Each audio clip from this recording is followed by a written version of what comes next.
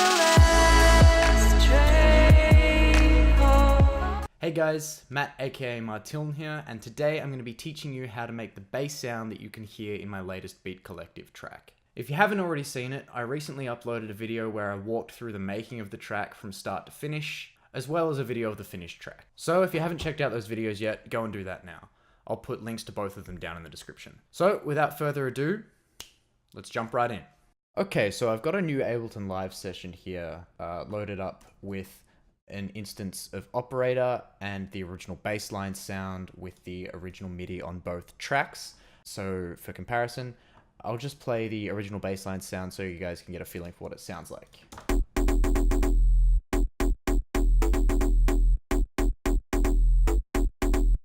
First thing we're going to do in Operator down here is change the original wave, it's originally on sine, change it to a square wave, and that will give it this kind of a sound.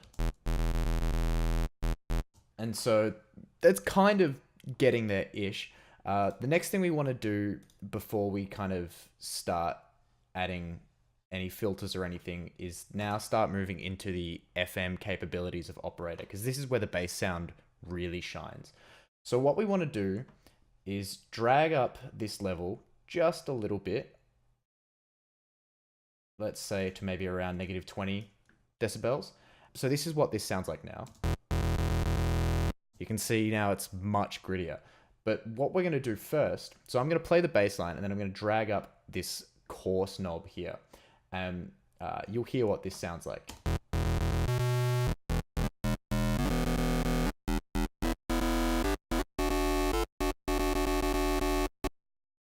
Yeah, it's pretty cool, isn't it? So that is what gives the sound this main characteristic. So the next thing we're going to do is add a little bit more FM into it just to give it a little bit more grit. So we're going to drag this level here up to around, probably around the same amount, but maybe a little bit less. So let's go like -25. And you can hear now it's already so much closer to the original sound. So now we've got to give it that kind of a plucky sound. So what we're going to do first is in this filter here, we're not really going to touch it a whole lot. We're just going to drag the frequency down to maybe 200-ish, 219 here. And then I'm going to drag this envelope up to about 50%. And then you'll hear this gives it that kind of pluckiness that we want.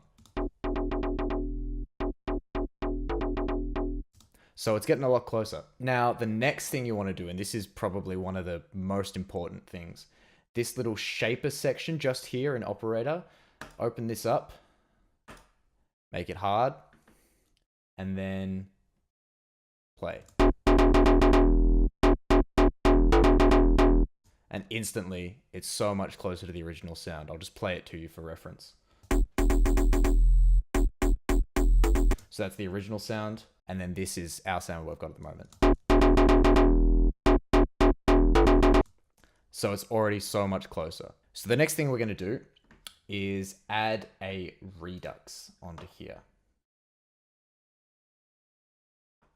And we're not going to have it too much. So we're just going to put it onto soft, and then we're going to probably drag it up to about 7 or so, I'd say.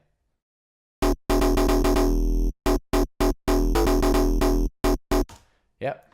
And then what we're going to do after that is add a little bit of multiband dynamics. Here we go. So what this is going to do, we're just going to try at the moment, because you can probably hear there's not a whole lot of low end to it. Or at least the low end is overpowered by the kind of mid-range stuff. So what we're going to do is just fix that using a little bit of multiband dynamics and get rid of a little bit of that pluckiness. So we're going to take this middle band here. We're not going to worry about these. Take this middle band here and just drag it down a little bit. And you can do this to personal taste. So I think about there sounds kind of good.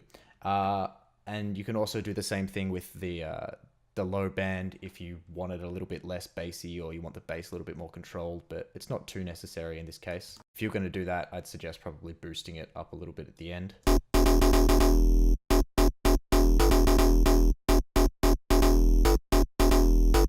So we're getting so much closer to this original sound.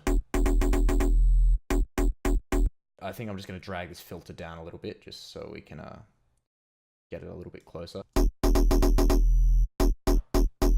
Probably a little bit less redux. And that's already super, super close to this. So what you can also hear with probably this bass line is that it's a little bit spread. So what we're going to do is grab this little spread control here. We're probably going to take it up to about 30%.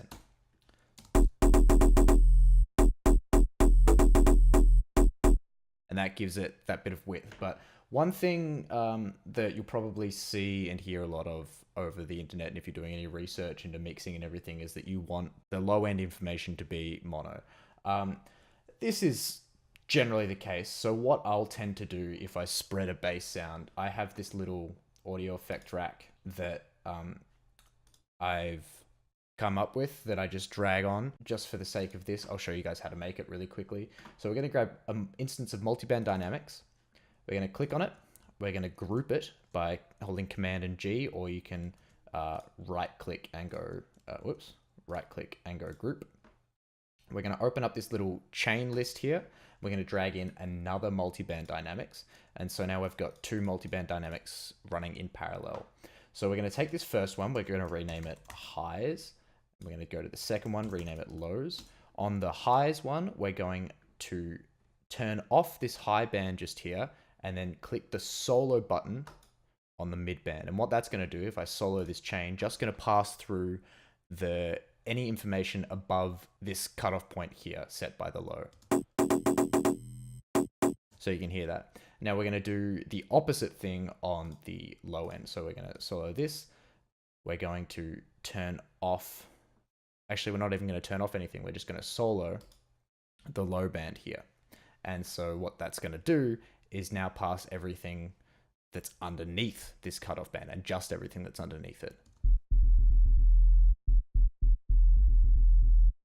Then what you can do, which is kind of cool. So if you go here and you right click and go map on both of these just here, now you have control over the cutoff frequency and what everything is. So I would suggest clicking this little map button here and setting the maximum to about probably 150.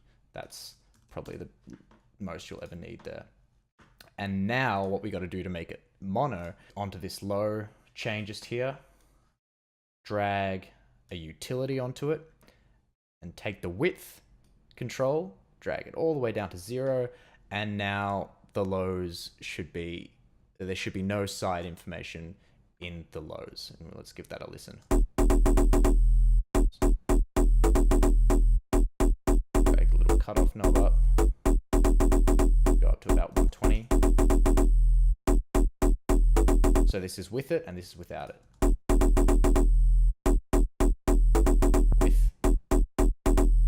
Without. It's a super subtle thing, but sometimes some people think it's necessary. I think it's necessary in some cases as well, so I just do it. The next thing we're going to add, the sound's pretty much there. As you can hear, we're just going to now add a little bit of EQ. Nothing too major, and this again is all to personal preference. So let's just kind of cut out a little bit of the mids here, give it a little bit more bite. Cut out a little bit more mids. So one last thing we're going to do is go into a glue compressor. I'm just going to start with the master and catch peaks preset. I'm going to drag the attack up to probably about the 3 and the release up to about 4. This depends on the speed of the track and everything.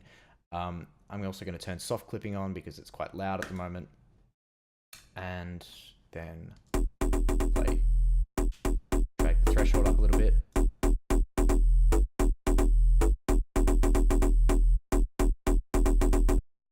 And it's pretty good.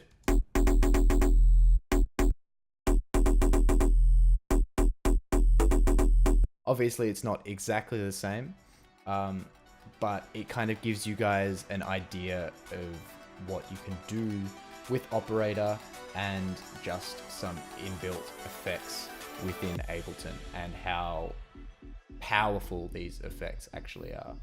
That's it for this video. I hope you enjoyed it and found it useful, and please make sure to like, comment, and/or subscribe if you haven't already. Also, please make sure to let me know what type of videos you'd like to see me do in the future. Thanks for watching, guys. My name's Martiln, and I'll see you in the next video.